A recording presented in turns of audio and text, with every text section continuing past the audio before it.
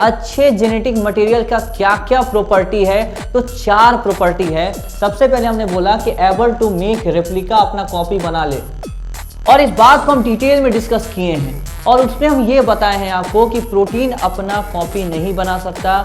आप कभी नहीं देखे होंगे कि प्रोटीन से प्रोटीन बन रहा होगा, इसलिए प्रोटीन यहीं पर छट गया। तो अब बचा न्यूक्लिक एसिड यानी कि डीएनए एंड आरएनए, क्योंकि दोनों में कॉम्प्लीमेंट्री बेस पेयरिंग चलता है तो दोनों अपना कॉपी बना सकता है। ये बात एकदम डिटेल में डिस्कस कर चुके हैं। अब दूसरी बात, स्ट्रक्चरली मोर स्टेबल होना चाहिए और केमिकली भी मोर स्टेबल होना चाहिए। स्ट्रक्चरली मोर स्टेबल कौन है? डीएनए है, क्योंकि वो डबल स्ट्रैंडेड होता है, और आरएनए जो है सिंगल स्ट्रैंडेड, इस वजह से लेस स्टेबल है। ग्रिफिथ के एक्सपेरिमेंट से भी ये प्रूफ हो गया था कि डीएनए ज्यादा स्टेबल है। क्या प्रोटीन स्टेबल है? नहीं। बायोमोलिक्यूल में लिखा है कि वो पीएच एंड टेम्परेचर डिपेंडेंट होता है।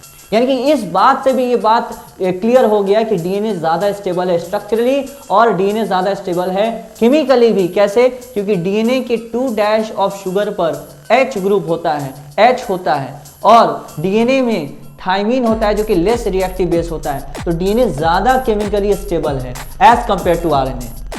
फिर अगर बात करें स्लो म्यूटेशन, तो डीएनए में स्लो म्यूटेशन होता है क्योंकि डीएनए में प्रूफ रीडिंग चलता है और डीएनए में डीएनए रिपेयर चलता है, तो वहां स्लो म्यूटेशन का स्कोप है। स्कोप होना चाहिए म्यूटेशन का, क्योंकि म्यूटेशन जरूरी है इवोल्यूशन के लिए, वेरिएशन के लिए।